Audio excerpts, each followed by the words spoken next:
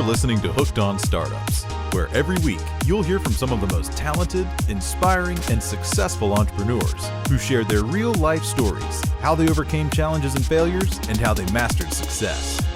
Get ready for some of the best business tips, tricks and tactics, and some frank, unscripted discussions. Here's your host, Matthew Sullivan. Delighted to welcome none other than Mark Podolsky, who is founder, head chef, and chief bottle washer at thelandgeek.com. So, Mark, welcome to the show. Matthew Sullivan, thank you so much for having me. As I live and breathe, I think there's supposed to be something like that. As I live but I'm fascinated to find out more about what you do. So I've got this sort of synopsis here that I've sort of written down about all the sort of stuff that you get involved with. I think someone put it quite succinctly where you help people buy raw, undeveloped land. Right. That's probably the tip of the iceberg, I would have thought. There's probably more to your business than that, I would imagine. There's a lot more to it. But that's a pretty succinct way to say it. Yeah. Well, that's right. I mean, we don't have to end the interview here. We can carry on if you like. Yeah. So if you want, I can walk you through the model. So tell me, because obviously there's land, but it sounds like you've discovered this massive untapped asset class that is undervalued, that still, even today, gives people an opportunity to make money, passive income or active income, whatever you want to call it. So, and I'm really interested because it's a new model. I love new models as well. So, it's sort of newish because you've been doing this for 20 years. But it's new to me, and that's really all that matters in my world. Yeah, absolutely. I mean, it's the least sexy model in real estate you're going to find, right? I'm not going to be honest. That's normally a good thing. Yeah, no, it's a good thing because, you say you buy raw, undeveloped land, and people are like, oh, wait, I don't get that. Like, I get homes, I get multifamily, and, you don't go to HGTV or the DIY network and see me on Flip This Land. The before picture's raw land. The after picture's raw land. It's boring. You may have mown the grass, maybe. Yes. Yeah, maybe. Yeah, exactly. Probably not, though, knowing me. Yes. So let me walk you through it, and then you'll see why I think it's arguably the best passive income model. So Matthew, where do you live? That's quite a statement. Well, let's argue about it. I'm going to walk you through it. You tell me what's better. I'm here, pen poised. Not really, it's over there on the other desk, but anyway. Okay, so Matthew, where do you live right now? I live in just north of Salt Lake City in Utah. We moved out to the US about 7 years ago and started out in Orange County, but we moved to Salt Lake City a few months ago. Okay, how do you like it? It's really cold. It's cold. No, it's lovely. I mean, the reason we moved here is because there's so much more land and it's much more open. And Orange County was getting just a tiny bit crowded. So I love it for that. Also, sadly reminded of what winters are. So having come back going, I do miss the seasons. I think I realized very quickly that I don't. Right. But I love it here. Well, great. Okay, so I'm going to assume that you own 10 acres of raw land in Texas, and you owe $200 in back taxes. So essentially, you're advertising two important things to me. Number one, you have no emotional attachment to that raw land. You're in Utah, the property's in Texas. And number two, you're financially distressed in some weird way because you haven't paid your property taxes. And we don't pay for things, we don't value them in the same way. And so the county treasurer in Texas keeps sending you notices every single month saying, Matthew, if you don't pay your property taxes, you're going to lose that 10 acres to a tax deed or a tax lien investor. So all I'm going to do is take the lowest comparable sale on your 10-acre parcel in Texas. Let's say it's $10,000. And I'm going to divide by 4. And that's going to get me what Warren Buffett would call a 300% margin of safety. So I'm going to send you an actual offer on your 10 acres for $2,500. Now, for you accept it because $2,500 is better than nothing. In reality, 3 to 5% of people accept my quote-unquote top dollar offer. But now that you've accepted it, I have to go through due diligence or in-depth research. I have to confirm you still own the property. I have to confirm the back taxes are only $200. I have to make sure there's been no breaks in the chain of title. I have to make sure there's no liens or encumbrances. I want to know what's compelling about the property. So I have this whole big property checklist. Now, my team in the Philippines will do my research for me. It costs me about $11. Now, and they're connected to an American title company. Now, if I was going to spend more than $5,000, I'm not going to take any risk. I'm going to close through an American title company here. But because it's $2,500, I'll have my team in the Philippines do it. Now, everything checks out. I'm going to buy the property from you for $2,500, and I'm going to sell this property 30 days or less, and I'm going to make a cash flow like a rental home. So I have a built-in best buyer. Do you know who it is? Well, it's not going to be me. It's probably going to be the people that live next door who don't want the you neighbors. to build. You got it, the neighbors. Right. So I suppose you could put a sign up there saying, plans for a nuclear power station or something like that. Exactly. So I sent out neighbor letters saying, here's your opportunity. This nuclear power station might move in right next door. Or, know your neighbor, protect your privacy, protect your views. Oftentimes the neighbors will buy it. Now, if they pass, I'll go to my buyer's list. My buyer's list passes. I'll go to a little website you may have never heard of called Craigslist. It's the 10th most trafficked website in the United States. I'll go to an even smaller one. I'm pretty sure you're familiar with this one called Facebook. I'll go to the marketplace and buy sell groups. And then I'll go to the lands. Landmodo.com, landandfarm.com, landsofamerica.com, landflip.com, landhub.com. These are platforms where people buy and sell raw land every day. But the way that I'm going to sell it is really where the magic happens. Yeah. I'm going to ask for $2,500 for you to control this 10-acre parcel in Texas. And then I'm going to make it a car payment. Let's say $449 a month at 9% interest over the next 84 months. So it's a one-time sale. I'll get my money out on the down payment, or I might go 6 to 10 months out. And then I'm going to get a passive income of $449 a month at 9% interest over the next 84 months. Matthew, I have to deal with no renters, no rehabs, no renovations, no rodents, the 4R. And because I'm not dealing with a tenant, I'm exempt from Dodd-Frank, RESPA, and the SAFE Act, all this onerous real estate legislation. So that's important when it comes to seller finance, I think, isn't it? With all these sort of acts and bits of legislation floating around. Yeah, no, it's very important. And the game that we play is, can we create enough of these land notes where our passive income exceeds our fixed expenses? And now we're working because we want to, not because we have to. What does the landowner get? So not the landowner, you're the landowner now. You've just bought that property. You're on title. Let's assume that you've paid cash, you've cleared the liens, so you own it free and clear. Right. What do you transfer across to the person that buys it? Do they become the owner of the land? Only if they pay cash. So I don't want them to pay cash because now I've got a problem. Now I got to redeploy the cash. So I want the passive income. So until they paid off their note, so we have a promissory note, a land sale contract, and a purchase sale agreement. They all say the same thing. Great. Make your monthly payments, no problems. But if you miss a monthly payment, you have 30 days to cure your default. If within 30 days you don't cure your default, we keep your down payment, we keep your monthly payments, and we resell that property to somebody else. Which is good, because that means that you maintain control over the piece of land, which means Correct. Potentially if someone falls into that same trap where they're not keeping up the payments, and that reverts to you.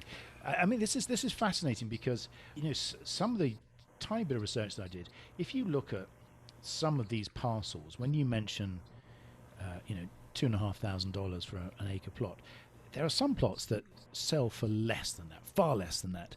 So with these I think they're known as platted lots. Is that the correct term? Yeah, exactly, like a subdivision plat map.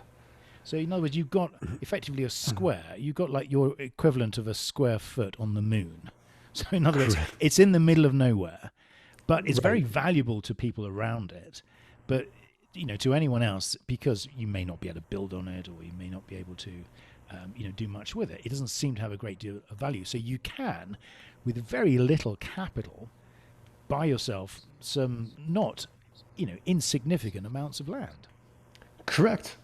So you're absolutely right. I mean, what I found in the last 20 years is that there's a lust for land in this country. I've done over 6,000 transactions. I've never been stuck with a piece of raw land. And what I learned the hard way is I'm not the buyer. There is a pig for every barn. So just because I don't think the land's so great doesn't mean there's not somebody out there that would love that piece of land.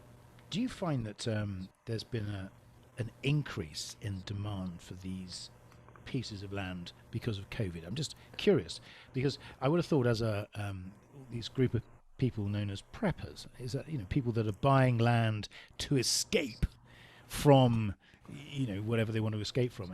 Has there been any impact or uptick in your business because of COVID? Yeah, I mean, it's kind of sad to say because there's been so much suffering, but 2020 was our best year. And there was we couldn't keep anything in inventory. So it wasn't just preppers, it was people that, wanted to buy assets. Yes. And these are affordable assets. So people who are buying gold, silver, Bitcoin, this has been an inflation hedge. And when you have the government putting trillions of dollars into circulation on fiat money, it's not backed by anything, then there's always going to be people that want to buy real assets. And you've seen asset prices increase this year, last year, because of COVID. And, we were one of the beneficiaries of that. But it's the model itself is fascinating because you're buying something that is truly undervalued. So right. The way that you make money is you're buying something at a discount to its, not so much as fair market value, but its perceived value. And right. Is that a fair comment? Yeah, absolutely. Because, raw land is an inefficient market. Nobody knows the value of their land. It's really what a buyer and seller agree to. And so that's the great thing about raw land. And that's the terrible thing about raw land. No one really knows the value. And so you can play on that, because if you've got someone Right. that is a forced seller, then obviously the value that they ascribe to their land is going to be less because they just want to get rid of it, presumably, because they don't want that tax burden. But then you've got someone, like me, who lives, just north of Salt Lake City, who realizes that I've got an opportunity here to buy, 10 acres in Texas, and I've always wanted to be a landowner, and so that's my perception, isn't it? So there's that sort of tension or that dynamic between the two perceptions of what that piece, and that's where the margin is. Exactly. So our average margins are 300% on cash deals and 800 to 1,000% on owner financing. And I can see that because deals. if you are with owner financing, obviously you're going to not offer the same sort of discount that you would for a cash deal, so you're going to get more. Right. But also you've got that interest and those sort of the added cash flow. Right. And for some people to spend a few $100s a month to get their dream plot, even though it may take them a little bit of driving over rocks and boulders to get there. Right. But it's a legacy investment. They may never even go out there. They just like the fact this is something that lasts forever. It's going to outlive all of us. It's the only thing that lasts. You discovered this in 2001. I read somewhere. So that was your Right. first land deal. Is that? Well, 2000 is when I really started. I quit my job in 2001. So I was a miserable, micromanaged, stressed out investment banker specializing in mergers and acquisitions with private equity groups. And Matthew, got so bad for me, I wouldn't get the Sunday blues anticipating Monday coming around. I'd get the Friday blues anticipating the weekend going by really fast and having to be back at work on Monday. So my firm hired this guy, and he's telling me that as a side hustle, he's going to these tax deed auctions. He's buying up raw land, pennies on the dollar, and he's flipping them online, and he's making a 300% return on his money. And I'm like, there's no way, because I'm looking at companies all day long, and a great company has 15% EBITDA margins or free cash flow. Average company is 10%. Yes. And I'm looking at companies all day long less than 10%. So I had $3,000 saved up for car repairs. I go with him to New Mexico. I do exactly what he says to do. I buy up 10 half-acre parcels at an average of $300 each. I flipped them all online the next week for an average price of $1,200 each. It worked, 300%. So I took all that money. I went to another auction in Arizona where I live. Again, it's 2,000. There's no one in the room. I'm buying up lots and acreage for nothing.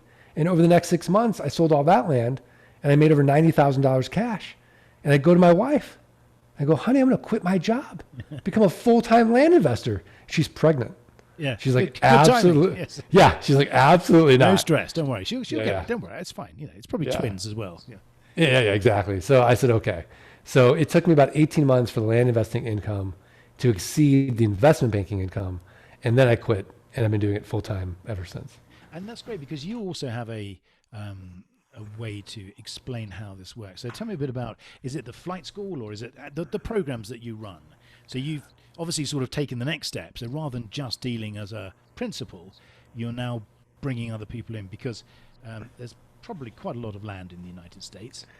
Well, yeah, I mean, I remember, a guy called me up. I'm on vacation. I remember Tory Birmingham. He called me up and he's like, "Hey, Mark, will you teach me how to do what you do?" And I said, I don't teach people how to do that. And he's like, "Well, what if I pay you this?" I'm like, "Oh, okay."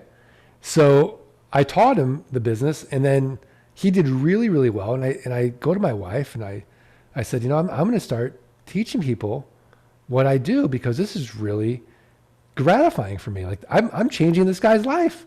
He made $350,000 on one deal. And she's like, "I think it's a terrible idea." I said, "Why?" She's like, "Well, you're going to create your own competition. Why would you do that?" So I'm like, okay, well, let's look at this from my investment banking background. How big is the market? Exactly. And there's billions of acres of land. And, there could be it's such a big market. Like 1 million people could do this. And we'll all run out of money before we run out of deal flow. And the fact of the matter is that the deals that we're doing are so small. There's no private equity groups. There's no hedge funds. There's no big money. You have too much money, it's a problem. You can't deploy it fast enough. Exactly. So I've been teaching it now since I think 2011, and it's professionally the most gratifying thing I've ever done. I would imagine. And also, it is, you're absolutely right. It's not one of those businesses where, you can be the pathfinder and then find a couple of years later when you've opened the market up that a Blackstone comes in. It's because it is, it is small deals. They Right. have to be, each deal is probably different. In other words, the dynamics of each deal is different.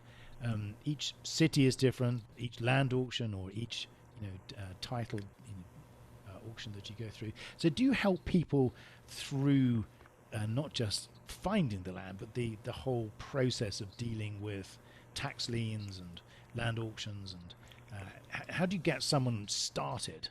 What's the sort of Right. So we really have two programs. So it's, if you're the kind of person that can wake up at 5 a.m, you go to the gym, you work out really, really hard. You have that kind of self-discipline, right? We have a do-it-yourself course called the Investor's Toolkit that gives you all the contracts, all the training, everything you need to be successful in land investing. If you're the kind of person that needs accountability and you're busy and you don't have time to get up at 5 a.m. and work out, we have something called Flight School where you go with your coach, Scott Todd, who's done thousands of deals. And, by week 2, you're mailing.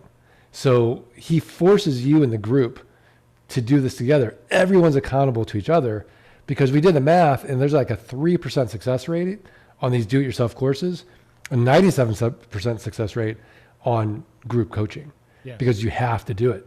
And you have that accountability. So really Flight School has been incredibly successful for people that do it.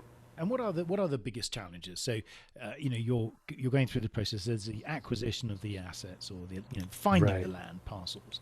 Then there's the process of acquiring it and making sure that the title, as you say, that there's been no issues with the title, that you're actually getting what you think you get.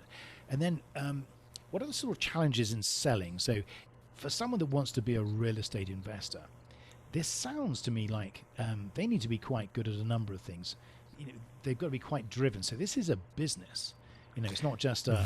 This is a business. Exactly. This is volume. So 90% of it is automated with software on the front end, inexpensive virtual assistants, and then software on the back end. But the other 10% that you can't automate or delegate, you actually have to do. And that's going to be county research and selling of the land until you can get yourself out of the sales and the county research, which takes a bit of volume to get to that point. But again, once you've done it a few times, like any business, you sort of get the feel of it. And what would you say is the biggest challenge for someone? Where's the biggest point of failure where new people that come into the business, where do you think they come unstuck with their expectations compared to what it actually works out to be in real life? Yeah, I think that's what it is. It's your expectation that people come up with it's sort of an arbitrary goal that, by 12 months, I'm going to have $10,000 a month in passive income by doing this.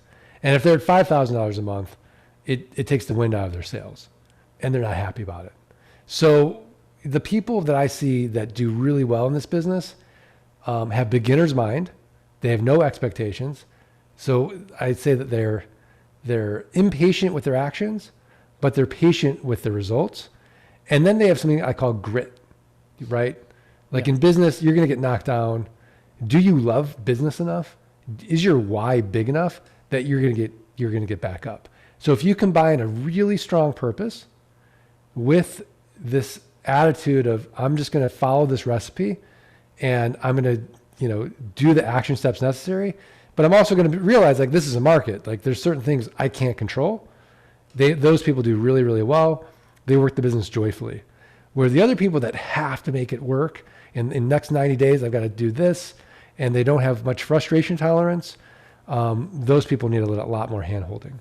And if you go back to where you were when you started this business, those are wise words that you just said. And obviously that comes from experience.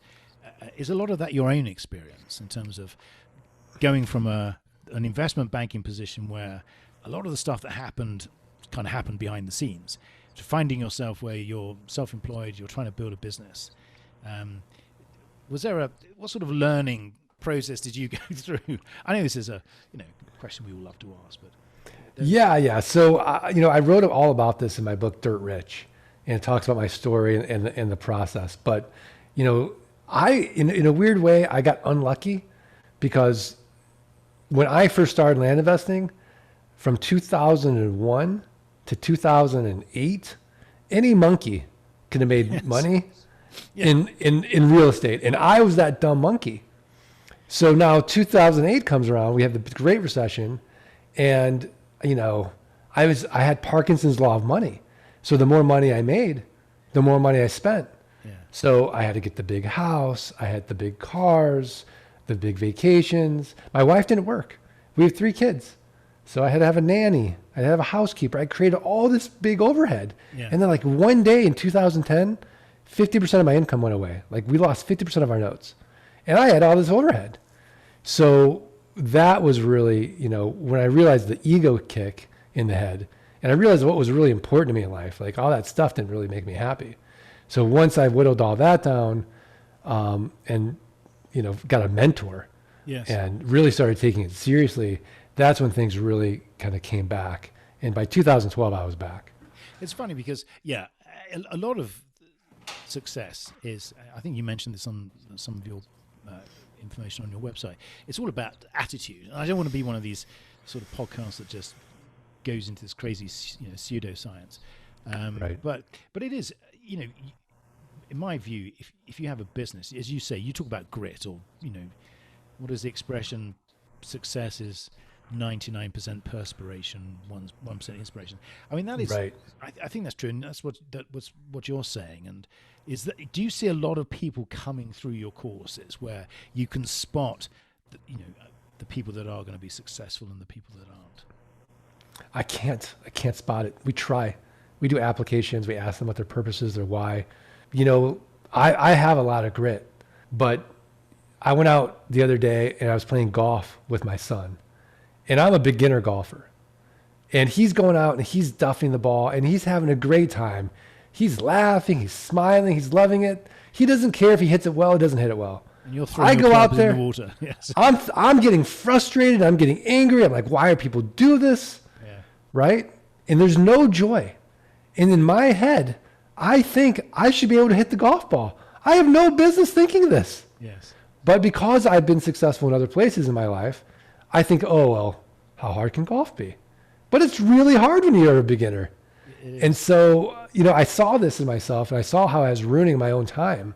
It's impossible to predict until you're in it and you can step back and say, wait, can I work at something and be a beginner at something again and do it joyfully? I mean, do you come across other startups? So in your, with all the people that you work with, not just in your real estate business, but do you find yourself saying to people that are starting businesses, well, look, you've got to watch out for this, or you've got to check that? Yeah, I mean, I'd say 10% of this business is how to, and 90% of it is mental, honestly. And having that grit and that patience. We can help them with pricing. We can help them with marketing. We can help them with, with sales and a script, things to say. The tactics and the how-to aren't the problem for anybody. It's the fact that there's so many things we can't control. Yeah, I think this is important. What sort of complaints do you get? I mean, in any business where you're dealing with people who want to make money, when it doesn't work, it's obviously your fault. So, yeah, I mean, our training is so good and we're so confident about it. We have a crazy guarantee. yes. And our guarantee is we guarantee that any of our training isn't going to cost you anything. You'll make back that money 180 days or less.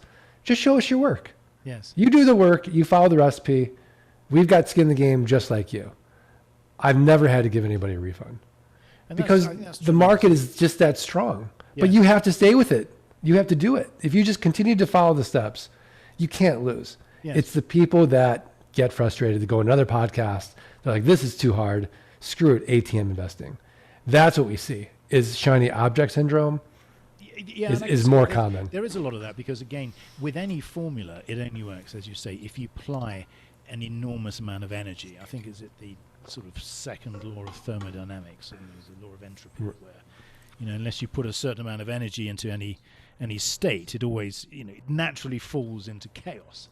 Right. I mean, think about you in your first podcast to now you're in your second year of podcasting. I bet you, if you listen to your first few interviews, you probably can't even listen to them. Like, I know I couldn't. Like, they were just terrible. No, I can't. No, I look at it and my finger hovers over the mouse key to press click, but no, then I it's not. It's awful. It's like seeing a drunk version of yourself. You know what I mean? Where you do I say that? Right. But there was something that you thought that in you that said, you know what? If I keep doing this, and I keep doing this, and I keep doing this, inevitably I'm going to get better at it. And you did, and you do. Well, that's you what for it the is. fun of it, really. That's the thing. I was going to say at the beginning. I'd like to have a quick word for our sponsors, but sadly we don't have any. That's right. And I think that's the fun. I think there's so many people that get into business thinking that it's just a formula. And once you've got the formula, that's all you need. But every formula I think is the same. In other words, you've got a way of doing something. You've got a way of buying something that's undervalued and selling it for a premium. But then, as you say, you've got the other 90%, which is that sort of day-to-day grit, determination, perspiration. Pick yourself up, start all over again. Yeah, exactly. I mean, it's just, you're going to have problems. Are you going to have newer or better problems? But the problems don't go away. There's always going to be more problems to solve. And that's half the fun of it, really. I mean, 20 years on, so do you still wake up every morning with the same level of enthusiasm as you did when you first started this? I do, because I look at this as a marathon, not a sprint. So Mondays and Fridays are my terminal days. So I wake up and I pretend like if this is my last day on earth, because I don't know what my last day on earth is going to be, what do I want to do with my life? And so a lot of it's just doing these simple things. I'll meditate for an hour, I'll hike or I'll bike, I'll have lunch with a buddy, I'll spend time with my family, and I'll read, and I'll think about business, and I'll learn something new that day. Tuesdays are my podcast days. Wednesdays are team meeting days. Thursdays are client meeting days, and then Friday's another terminal day. So working, intensely only 3 days a week allows me that time to think strategically and really be the CEO and have this enthusiasm that can sustain myself for 20 years. So I never burn out. I take July completely off. So I unplug. And so I'm playing the long game instead of, like I was talking to a friend the other day, he works, he's in a startup. He works 12-hour days. He's exhausted. Yeah, and I was going to say, because what you're talking about there, this structure, is probably the hardest thing to achieve if you're an entrepreneur or if you're running your own business, because it's so easy to fall into that trap where you do work 12-hour days, and it's not because it's just because you feel that there is so much you need to do, and so that in itself, I think, is probably one of the biggest challenges of being self-employed or being an entrepreneur.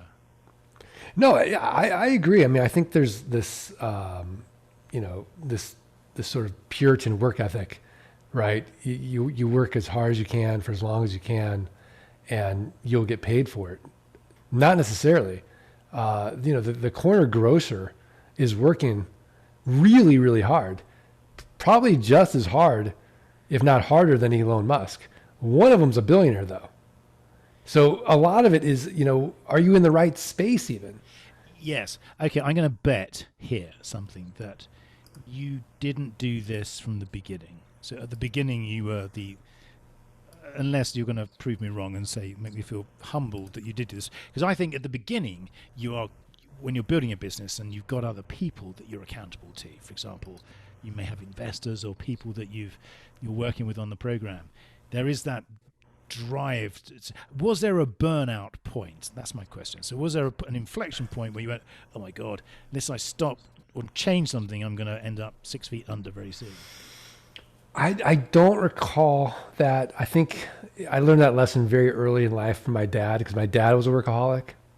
So I kind of, sort of more aware of it and more sensitive to it, especially having kids, that I didn't want to do that. Yeah. It is really hard. I mean, the way that I look at it is, what it's like a couple of days before you're going away on vacation. So let's say you're working, you've got a job, and you've got your 2 weeks vacation lined up. The amount of work that you do in that 1 or 2 days before your vacation is equal normally to about a month's work. Normally, you become hyper productive during that period because you've got to get everything squared away because you're going to be out of the office for 2 weeks. So if you can just have that attitude and compress that amount of work into 2 or 3 days, you become hyper selective about what is important, what's urgent, and no, absolutely. I totally agree with that. And finally, what's the next sort of few years? I mean, are you going to continue to grow your business, or is there a quantum leap coming where you're going to significantly ramp up or change the dynamics of the Land Geek and how you operate? Yeah, I mean, I'm working on my second book right now on how to scale your land business. We always are doing this just Japanese term called Kaizen, continuous improvement. So we're always trying to continually improve our systems, our processes, and we're also trying to improve the pain points in the community, either with software, services, and then as far as helping everyone along the economic spectrum. So we've helped everyone along the economic spectrum except for really rich people. So rich people make a lot of money, but they don't have any time. So now we're helping the rich people become wealthy. So we're solving their time problems and their money problems and letting them invest with us. And so we're doing that as well. That's fantastic. Well, incredible stuff. Now, I'm here in my hand, I have my list of quick fire questions. So we're going to sort of change gears. Okay. Are you ready for these questions that I stole from James Lipton in the Actors' Studio? I'm ready. I didn't steal them, sort of borrowed them. You can have them back at any point. So I have my 10 questions here. So are you ready? Fasten your safety. Question number 1, Mark. What is your favorite word? Love. What is your least favorite word? Hate. What are you most excited about right now? Publishing my new book. And what turns you off right now? The news. What sound or noise do you love? Waterfalls. And what sound or noise do you hate? People chewing with their mouth open. Oh, yeah. Yeah. Yes. What's your favorite curse word? I couldn't imagine someone having a more favorite than fuck. It is the all-time most flexible curse word ever invented. What profession other than your own would you like to attempt? Maybe a conductor. Oh, wow. Fascinating. And what profession would you not like to attempt? Any profession where there's no margin for error, like a pilot or like a lion hence tamer. The flight academy. Yes. Yeah. If heaven exists, my final question, What would you like to hear God say when you arrive at the pearly gates? You did your best on earth, and now you're worthy to enter heaven. Fantastic. Mark, thank you so much for being on. What is the best way for people to find out more about you and what you do and how to get in touch? Yeah, I mean, I think the best place is thelandgeek.com. And then we have a $97 course that teaches people how to double their money 30 days or less. I'd love to offer that to your listeners for free if they just go to thelandgeek.com/wholetailing, WHOLETAILING. Fantastic. Well, that's great. Yeah. Well, to my listener, I would like to extend that offer. And I'm sure he or she will be in touch with you shortly. But Mark, thank you so much. It's been a pleasure having you on, and look forward to following your progress. Thanks, Matthew. I appreciate it. You are listening to Hooked on Startups, where every week you'll hear from some of the most talented, inspiring, and successful entrepreneurs who share their real-life stories, how they overcame challenges and failures, and how they mastered success.